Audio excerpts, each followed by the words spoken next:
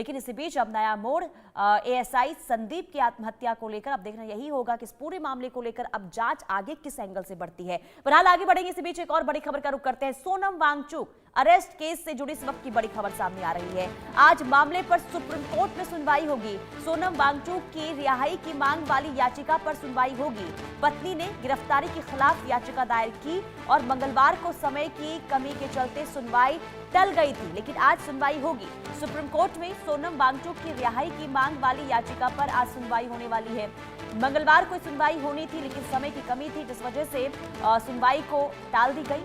मंगलवार को लेह के जिला मजिस्ट्रेट ने सुप्रीम कोर्ट में दिए हलफनामे में ये कहा कि वांगचुक की गतिविधियां राज्य की सुरक्षा और शांति के लिए नुकसानदायक थी और इसलिए गिरफ्तारी की गई। हमारे साथ संभव शर्मा तमाम जानकारी के साथ जुड़ चुके हैं। संभव, आज क्योंकि कल सुनवाई होनी थी, कल सुनवाई नहीं हो पाई, आज कितने बजे सुनवाई होने वाली है इस पूरे मामले को लेकर?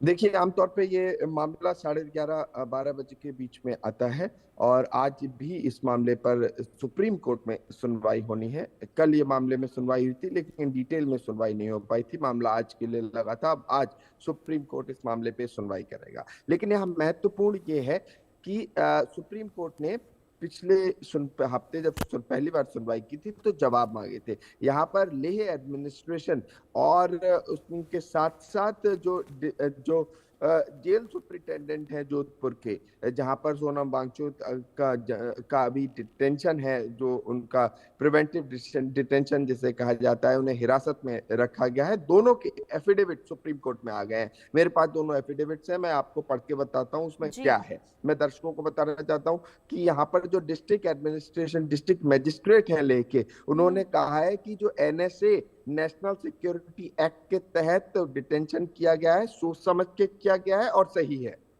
ये बात डिस्ट्रिक्ट एडमिनिस्ट्रेशन ने लेके मानी है। और जो महत्वपूर्ण बात है वो ये है कि जो सेक्शन 3 क्लॉज 2 लगाया गया है वो भी केयरफुल स्क्रूटनी शब्द यूज किया है कि सोच समझ के स्क्रूटनी के बाद लगाया गया है। और एक तरह से वो पब्लिक ऑर्डर के लिए खतरा थे।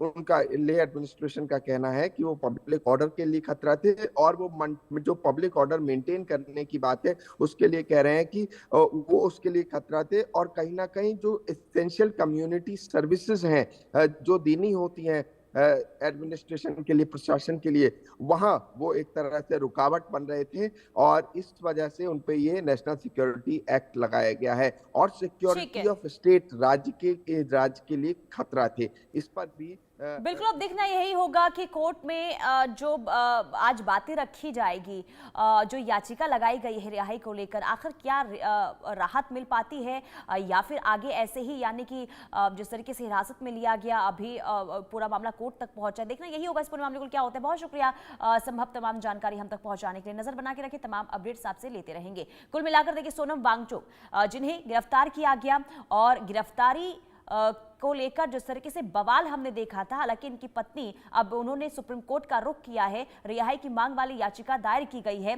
हालांकि अब देखना यही होगा कि क्या